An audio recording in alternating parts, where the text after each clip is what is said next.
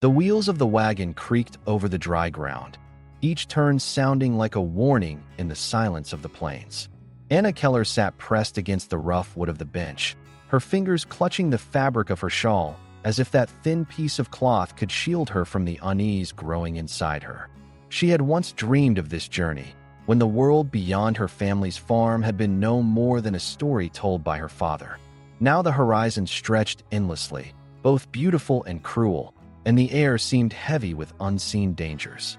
Ahead rode her father, Jonathan Keller, his rifle strapped across his back, his shoulders carrying the weight of too many hard years.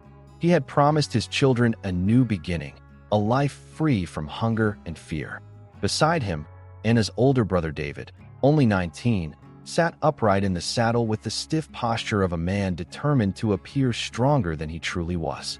His eyes scanned the distance, watchful and sharp, yet beneath his calm exterior there was the faint tremor of someone who knew peril was near. Anna tried to steady her breath, but her instincts whispered a warning that no words could silence.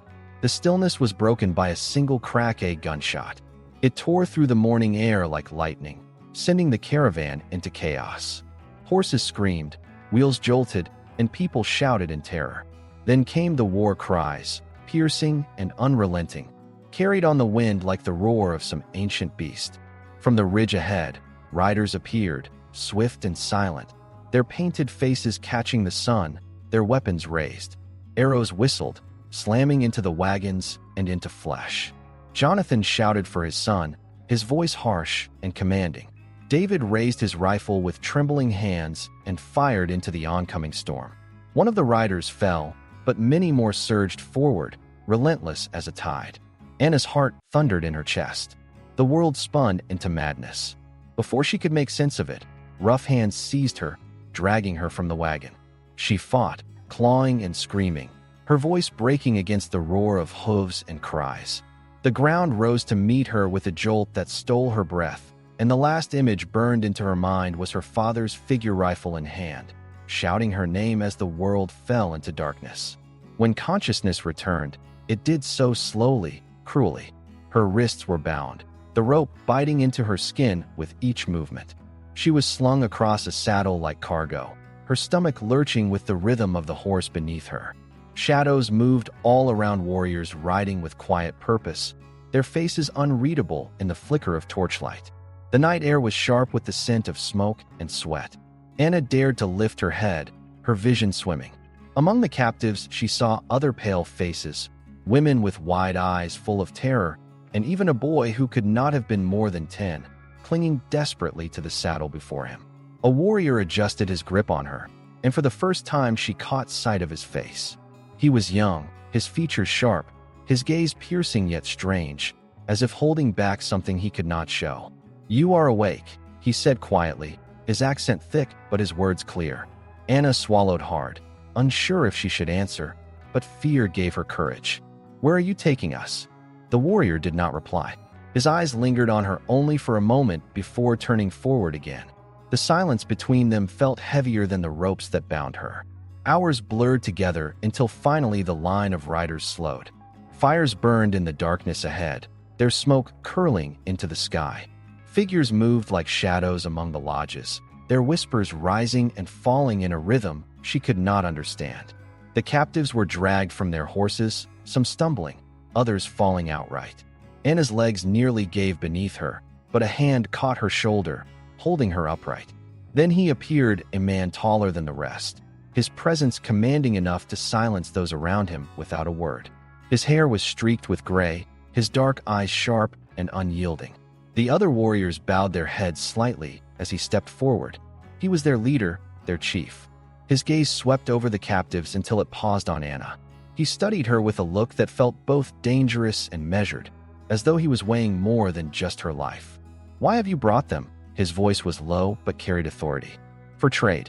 For vengeance," one of the warriors answered. The chief's expression hardened. His gaze shifted back to Anna. "She is young. She carries no weapon. She is still one of them." Another warrior spat bitterly. "Enough." The single word silenced the crowd, but the murmurs that followed were thick with anger. The young warrior who had carried Anna, his name spoken now by the others as Adrian stepped forward, his shoulders squared. "She does not deserve to die," he said firmly. The words struck like sparks into dry grass. The crowd erupted in shouts of disbelief and fury. Yet Adrian's eyes did not waver, even as the chief's expression darkened. For a long, heavy moment, silence pressed upon the camp, and the fate of the girl seemed to hang by the thinnest thread. The night air was heavy with smoke and whispers, and Anna felt every stare like a blade against her skin. She was pulled forward into the circle of firelight, her bound wrists tugging painfully as two warriors forced her to her knees. The flames painted the faces around her in shifting shades of red and gold, faces filled with suspicion, anger, and something colder still, the hunger for vengeance. The chief stepped closer, the weight of his presence pressing against her chest like an invisible hand. His name, whispered with reverence among the warriors, was Marcus. Lines carved by time and loss marked his stern face, but his eyes burned sharp and unyielding. He studied Anna for what felt like an eternity. Then he spoke in a voice that carried authority like thunder. "She is white. Their kind has brought us nothing but blood and fire." The crowd murmured in agreement. One of the older warriors, broad-shouldered with gray streaking his hair, stepped forward. His name was Eric, and his reputation preceded him, merciless, hardened by years of battle. His voice was flat, his conviction unshaken. She should die now, before her people come searching. Anna's breath caught in her throat. She wanted to scream, to plead, but her voice was locked deep inside her chest. Every muscle trembled with the instinct to survive. And then Adrian stepped forward, his shadow falling across the fire. He spoke with quiet defiance, though every eye in the camp burned against him. "I carried her. I say she does not deserve death." A ripple of outrage surged through the gathered men. Some spat at the ground in disgust. Others shouted over each other, their voices clashing like weapons. Marcus raised a hand, silencing the uproar with a single gesture. His gaze lingered on Adrian, longer than on anyone else. "You speak against your brothers?" the chief asked, his voice low, dangerous. Adrian's jaw tightened, his fists clenched at his sides. "I speak for what is right." The silence that followed was thick enough to suffocate. Anna stared at him, scarcely able to believe what she was hearing. He could have said nothing. He could have let her die. Instead, he stood alone against them all.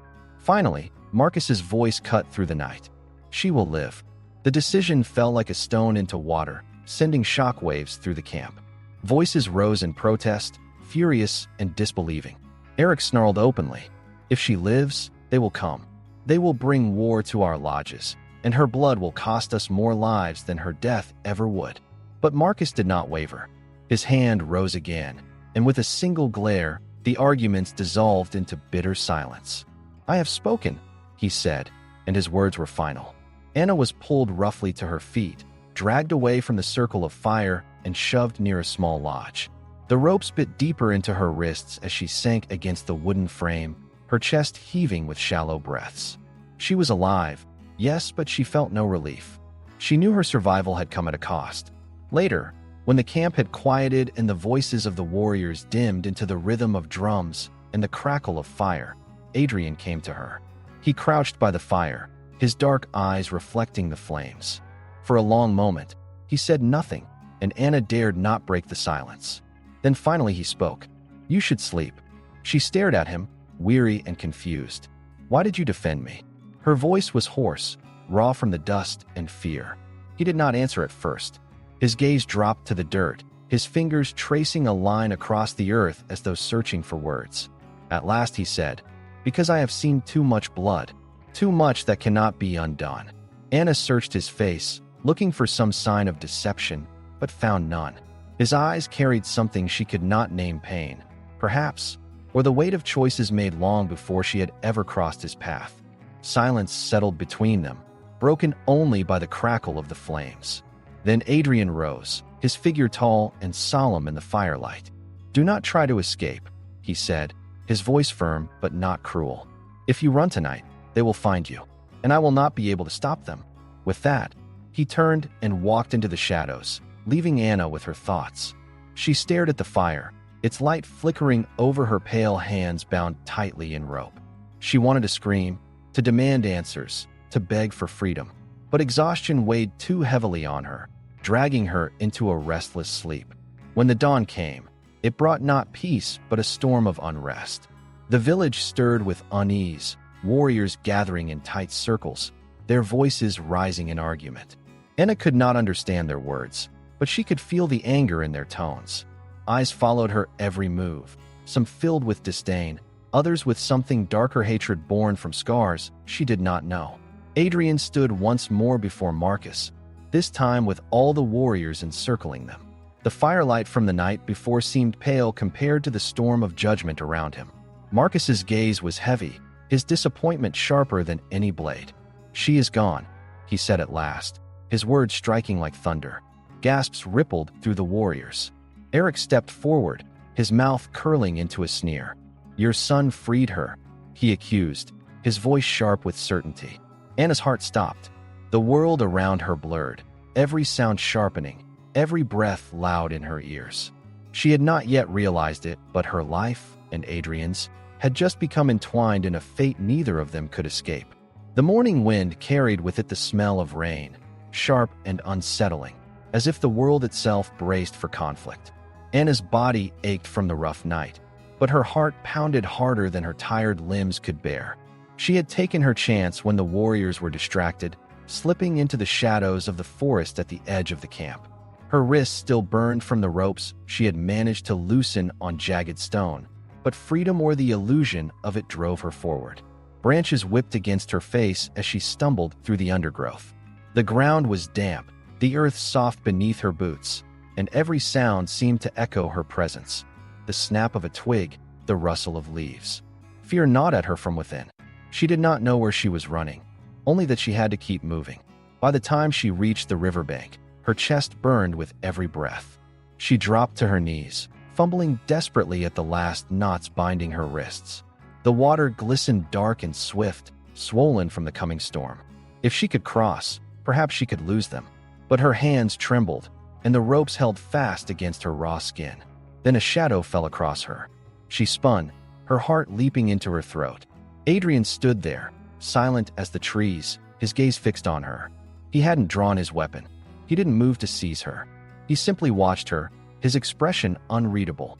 "I won't go back," Anna said, her voice sharp though her body shook. She forced herself to her feet, fists clenched though bound. "I'd rather die here." For the first time, Adrian's face changed. A flicker of something pain, perhaps regret passed through his eyes. Slowly, he drew a knife from his belt. Anna flinched, expecting the cold bite of steel, but instead he crouched before her. With a swift motion, he cut through the ropes.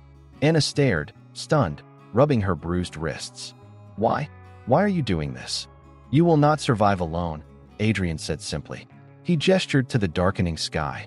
"The storm is coming. No food, no shelter. You will die out here before your people ever find you." Anna hesitated, her breath coming hard. Every part of her screamed not to trust him, yet he had freed her when he could have done the opposite. Finally, with a reluctant nod, she whispered, "Then what do we do?" Adrian's gaze lifted toward the rolling clouds. "We find cover, and we wait." They moved quickly, finding shelter beneath a rocky overhang as the sky split open. Rain fell in sheets, soaking the earth, thunder growling across the land. Adrian built a small fire, shielding it from the wind with his body. The flames flickered weakly, but it was enough to chase back the darkness. Anna sat close, her arms wrapped tightly around herself, trembling from both cold and fear. "Why did you let me live?" she asked suddenly, her voice barely above the rain. Adrian didn't look at her. His gaze was fixed on the flames. "Because I have seen too much death, too much blood spilled for nothing." His words carried a weight she could not ignore. She wanted to press further, to demand answers, but the exhaustion of the night and the storm lulled her into silence. By dawn, the rain had eased. The air was sharp, the ground slick with mud. They set out again, moving swiftly, Anna struggling to keep pace with Adrian's sure-footed stride. She had no choice but to follow alone. She would never survive. But they were not alone. Adrian stopped abruptly, raising a hand. Anna froze, her breath quickening. The forest around them seemed too still, as if it held its breath. Then she saw them shadows moving between the trees. Warriors, 3 of them, and leading them was Eric. A cruel smile touched his lips when his eyes found Adrian. "You betrayed your people," he said, his voice cold as stone. "Now you will pay." Anna's blood turned to ice. She saw the weapons in their hands, the hate in their eyes. She looked at Adrian, but his gaze never wavered. He stepped forward, placing himself between her and the warriors. "I will not go back," he said, his voice steady. Eric's sneer deepened. "Then you die here." The attack came like lightning. Eric's hatchet swung, a deadly arc aimed for Adrian's skull. Adrian twisted, the blade slicing air as he countered with a strike to Eric's ribs. The older warrior barely flinched, his strength terrifying, his fury unrelenting. The clash of weapons echoed through the forest, steel against bone, rage against resolve. Anna stood frozen, fear rooting her in place. Then instinct took over. Her eyes fell on a heavy branch lying near her feet. Without thinking, she seized it and swung with all her strength. The wood cracked against Eric's temple, sending him stumbling. Adrian didn't hesitate. In that brief opening, his knife drove deep into Eric's side. The warrior gasped, his eyes wide with shock, before crumpling to the ground. Blood stained the earth, rain washing it into the mud. The other two warriors faltered, their leader lying still at their feet. They exchanged glances, hesitation breaking their resolve. Then, with a cry of fury, they turned and fled into the trees. Adrian's chest heaved, his grip tight on the bloodied knife. He looked at Anna, her face pale, her hands trembling as she realized what she had done. "Run," he said, his voice urgent. He seized her hand, pulling her with him as they vanished into the storm-soaked wilderness. Behind them, the cries of the warriors rose, echoing through the trees like the promise of vengeance. There would be no turning back. The forest seemed endless as they ran, branches clawing at their faces, mud sucking at their boots with every desperate step. The storm had passed, but the ground was treacherous, slick with rain and thick with roots that threatened to pull them down. Anna's lungs burned as though fire lived inside her chest. She stumbled, nearly falling, but Adrian's hand gripped her arm, pulling her forward with unrelenting force. "Not yet," he said, his voice sharp but steady. "If we stop, we die." Anna's legs screamed in protest, but she pushed forward. Behind them, faint but growing, came the sound she dreaded most. War cries carried on the wind. The warriors had regrouped. Eric's death would not go unanswered. They burst from the trees into a clearing of jagged stone. Before them stretched a rocky incline, slick with water, its surface gleaming like glass under the gray light of dawn. Adrian's eyes scanned the terrain quickly, calculating. "We climb," he said. Anna's heart sank. "I can't," she whispered, staring at the steep wall. "You must." There was no room for hesitation in his tone. He sheathed his knife, then began the ascent, his movements fluid and practiced. His hands found holds where she saw only smooth stone, his feet anchoring with ease. He moved as if the earth itself knew him. Anna swallowed hard and followed. Her boots slipped immediately, her palms scraping against the wet rock. The pain stung, but fear drove her upward. The cries behind them grew louder closer. She dared not look back. Halfway up, her foot slid, the world tilting as she teetered on the edge of falling. Panic gripped her throat. A strong hand shot out, seizing her wrist. Adrian's grip was iron, his arms straining to hold her weight. "Hold on," he commanded, his voice like steel against the roar of her fear. She nodded, swallowing her terror, and with his help she scrambled upward until at last she hauled herself over the ledge. She collapsed onto the solid ground, gasping, her body trembling. Adrian crouched beside her, his eyes scanning the forest below. Shadows flickered between the trees' warriors, searching, relentless. But the climb had bought them time. "They'll look in the valley first," Adrian murmured. "We have a chance." Anna sat up slowly, her chest heaving, her eyes wide as she followed his gaze. The land stretched vast and unforgiving, a wilderness with no promise of safety. For the first time, she realized the full weight of what had happened. She had struck Eric, had played a part in his death. Blood was on her hands, and it could never be washed away. The day dragged on, each step a battle against exhaustion. Adrian led her through narrow passes and across swollen streams, always avoiding open ground where they would be exposed. His instincts were uncanny, guiding them like a shadow of the land itself. By dusk, the temperature dropped sharply. Anna's damp clothes clung to her skin, her body shivering with cold. Her teeth chattered as she hugged herself for warmth. Adrian noticed, but said nothing, only quickened their pace. "There," he said finally, pointing ahead. Through a tangle of brush, a cabin emerged, old, abandoned, its roof sagging but its walls still intact. Relief surged through Anna so strongly her knees nearly buckled. They entered cautiously. The air was heavy with the scent of rot and dust, the silence pressing against them like a weight. A single table sat in the corner, a rusted lantern upon it. Adrian moved swiftly, gathering wood from the damp forest floor, coaxing a fire to life in the crumbling hearth. The glow filled the cabin, its warmth chasing away the chill.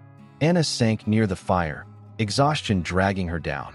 Her eyes followed Adrian as he sat across from her, the flames casting his face in shadow and light. For a long while, neither spoke. Finally, she broke the silence. "Why do you stay with me? You could have left me to die 100 times." Adrian's gaze remained on the flames. "Because I will not be like them," he said, his voice low, almost to himself. "Because my mother once told me that the world is more than war, that there can be peace." The words hung in the air, heavy and fragile. Anna wanted to ask more, but his expression told her she would get no further answers tonight. Instead, she whispered, "I don't want to go back. Not to them. Not to anyone who would treat me as less than human." At that, Adrian finally looked at her. The firelight reflected in his dark eyes, filled with something she couldn't name. "Then you must be ready for what comes next," he said. The night deepened around them, the wind howling against the cabin walls. Anna closed her eyes, but sleep refused to come. Every creak of wood, every whisper of leaves beyond the door, set her heart racing. She knew the warriors would come. Eric's death would not go unanswered. And when they did, neither she nor Adrian would be spared. The fire inside the cabin had dwindled to embers, its faint glow barely holding back the chill of night. Anna sat with her back against the wall, her knees drawn to her chest, staring at the flickering light as if it alone could shield her from the darkness pressing in from every direction. Adrian sat near the door, sharpening his knife in slow, deliberate strokes, his gaze fixed not on the blade but on the shadows beyond the walls. He had the look of a man who already knew what was coming. "They will be here," he said quietly, breaking the silence. His voice was calm, but beneath it lay a tension like a bowstring pulled taut. Anna looked up sharply. "How many?" "Enough," Adrian replied. He set the knife down, his hand lingering on the hilt. "You don't have to fight." She gave a bitter laugh, though it sounded hollow even to her own ears. "Do you really think I could run now? They'll kill you even if you bring me back. And if they find me alone, I won't last a day." She shook her head, her jaw tightening. "I'm not running." Adrian studied her for a moment, then gave a small nod, as if he had expected no other answer. Outside, the forest was unervingly still. The wind had died, leaving behind a silence so complete it made every creak of the cabin louder, every breath sharper. Then came the sound. At first, faint a rustle of leaves, the shift of boots over damp earth. Anna stiffened, her breath catching in her throat. Adrian rose smoothly, bow in hand, his muscles coiled with readiness. Inside, he whispered to her, "Stay low." Anna hesitated, her pride warring with her fear, but when his voice sharpened now, she obeyed, retreating into the shadows of the cabin. She crouched behind the table, her hands trembling as she gripped the old rifle Adrian had pressed into her hands hours earlier. The door creaked as Adrian eased it open, stepping into the night. Moonlight filtered weakly through the clouds, casting the clearing in shades of silver and gray. From the tree line, a figure emerged, tall, broad, his presence commanding. His hair was streaked with silver, his face carved with deep lines, his eyes dark and sharp as a hawk's. Marcus. For a long moment, father and son faced one another in silence. The weight of years, of tradition, of blood spilled and choices made, hung between them heavier than any weapon. Finally, Marcus exhaled slowly. It did not have to come to this. Adrian's bow did not lower. His voice was steady, but there was an edge to it. And yet here we are. Marcus's gaze flicked toward the cabin, then back to his son. His expression was unreadable, a mask carved from stone. "They say you killed Eric." "I did," Adrian answered without hesitation. His grip tightened on the bow. "Would you have me regret it?" Marcus studied him, and for the briefest instant, something flickered in his eyes: sorrow, perhaps, or the weight of a father watching his son walk a path he could not follow. But it vanished as quickly as it came. His hand rose. From the trees, more figures stepped forward, warriors, half hidden in the shadows, weapons ready, their eyes burning with vengeance. Anna's heart pounded as she watched from the doorway, her finger trembling near the trigger of the rifle. She counted at least 6 men, maybe more, hidden among the trees. "You will return with us," Marcus said. His voice carried no malice, only finality. "Or you will not return at all." Adrian's jaw clenched. "I will not go back." For a long moment, silence stretched taut. Then Marcus lowered his hand. The first arrow flew. Adrian dropped low, rolling as the shaft struck the dirt where he had stood. He loosed an arrow of his own, striking a warrior in the shoulder. A cry of pain cut through the clearing. The forest erupted in chaos: shouts, the clash of steel, the hiss of arrows slicing the air. Anna could not stay hidden. Bursting from the cabin, she raised the rifle, her hands shaking but her aim steady. She pulled the trigger. The blast shattered the night, smoke curling from the barrel as one of the warriors stumbled back, clutching his chest. They had not expected her to fight. That hesitation gave Adrian his opening. He surged forward, his knife flashing, striking the leg of another attacker and driving him to the ground. But there were too many, their movements relentless, their rage unyielding. Marcus did not move. He stood in the center of the storm, watching his son with eyes that betrayed nothing, as though this battle was not of steel and blood but of choices and destiny. Anna's breath came in ragged gasps, her hands raw from the recoil of the rifle. She reloaded clumsily, her fingers slippery with sweat, her mind screaming that they could not win. And yet beside her, Adrian moved like a force of nature, unbroken, unyielding, every strike fueled by the knowledge that this fight was no longer for survival alone. It was for freedom. Still, the circle of warriors pressed tighter, the noose drawing close. Adrian's chest heaved, his eyes darting between them. He knew it as well as Anna. They could not hold much longer. Then Marcus's voice cut through the chaos. "Stop!" The warriors froze, their weapons still raised, their breath heavy with fury. Anna's finger hovered over the trigger, her heart hammering. Adrian did not lower his knife. "Why?" he demanded, his voice raw. Marcus stepped forward, the firelight from the cabin flickering across his face. His eyes, for the first time, softened. "Because I have seen enough blood." The words struck Adrian like a blow, the same words he had spoken to Anna only nights ago. For the first time, the unyielding chief and the defiant son stood reflected in one another. Marcus stopped only a step away, close enough that Anna could see the deep lines of grief carved into his face. "Go," he said at last. His voice cracked, the faintest tremor breaking through the iron. "Before I change my mind." Adrian's knife trembled in his grip. His breath came fast, his body taut with disbelief. He searched his father's face for some trace of the man who had raised him, for some flicker of love beneath the mask of a chief. But there was nothing, only the cold mercy of exile. Slowly, Adrian lowered his blade. Anna's knees nearly buckled with relief, though fear still coiled tight inside her chest. She stepped closer to Adrian, her eyes darting between him and Marcus. Marcus turned away, raising his hand once more. "We do not follow," he commanded his men. The warriors hesitated, their faces twisted with frustration and fury, but none dared disobey their chief. The battle was over, but the war within Adrian's heart had only begun. The clearing was silent once more, though the air still carried the echo of battle, the acrid scent of smoke, the metallic tang of blood, the ragged breaths of those who had survived. Anna's chest rose and fell quickly as she clutched the rifle, her knuckles white. Adrian stood frozen, his knife still in hand, his gaze locked on the figure of Marcus.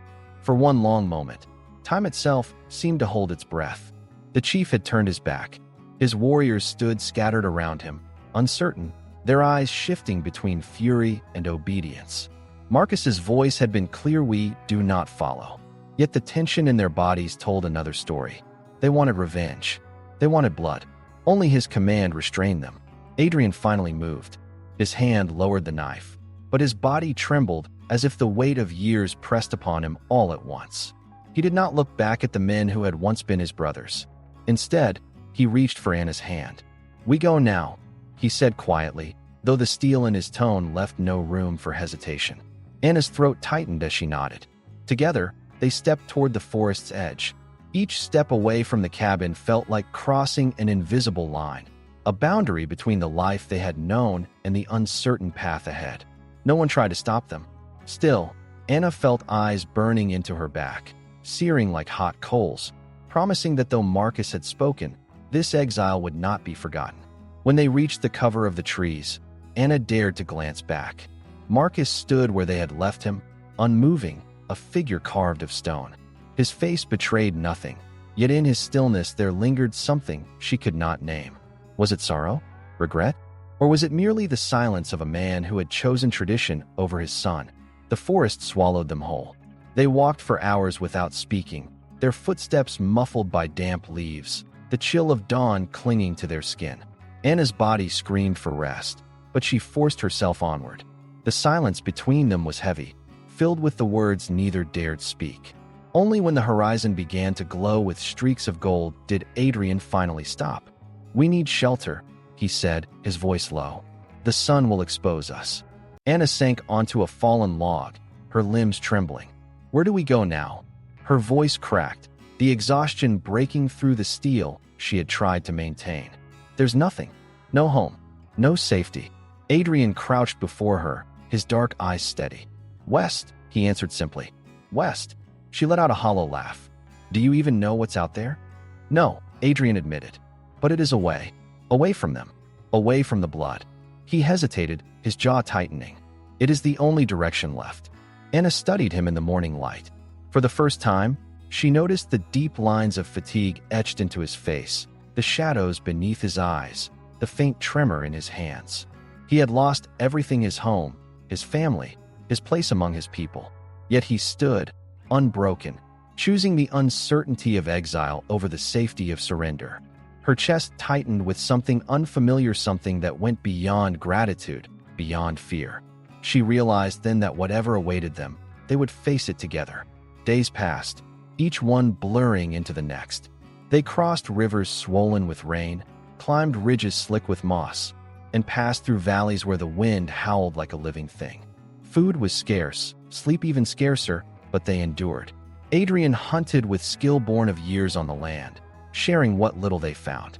Anna learned quickly, her fear hardening into resolve. She gathered wood, tended fires, watched the horizon with eyes that no longer belonged to a frightened girl, but to someone who had tasted the cost of survival. Yet danger never slept. Twice they saw shadows on distant ridges, warriors perhaps, or hunters, or simply the ghosts of their own fear. Each time, Adrian pulled her deeper into the wilderness, never lingering, never trusting silence to mean safety. On the fifth night, they found themselves atop a rise overlooking a vast plain. The sky stretched endless above them, painted in hues of fire and gold as the sun sank low. The land before them was wild, untamed, offering no promise and no mercy. Anna pulled her shawl tighter against the evening chill. "Do you ever regret it?" she asked softly. Adrian's eyes remained on the horizon. "What?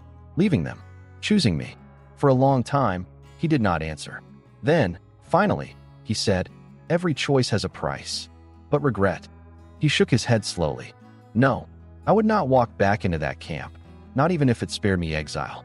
I chose this path. I chose freedom. And now, I choose to walk it with you." Anna's breath caught, her heart hammering. She looked at him, really looked, and saw not just the warrior who had once been her captor, but the man who had defied everything he had known to give her a chance at life. A silence settled between them, but it was no longer heavy. It was something else, fragile, unspoken, yet filled with possibility. As the last light of day faded, Adrian turned to her, his expression unreadable but his voice steady. "Tomorrow, we keep moving west." Anna smiled faintly, tired yet unyielding. "West," she echoed, her voice firmer now, as if speaking the word carved their fate into stone. Together, they stood on the ridge, the wind whipping around them, the unknown stretching vast and unforgiving before their eyes. They did not look back.